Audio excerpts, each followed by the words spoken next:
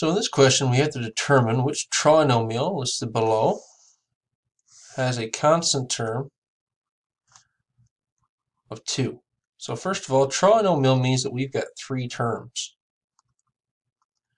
So that allows us to rule out A and C completely, because both of those only have 2 terms, making those binomials. So we're looking at B and we're looking at D. So looking at B, we've got 2x squared plus 4x minus 1. Now remember, the constant term is the term without a variable. So 4 and 2 right here would be coefficients, where negative 1 would be our constant term.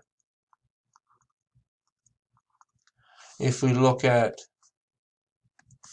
D, we've got 3x squared plus 4x plus 2.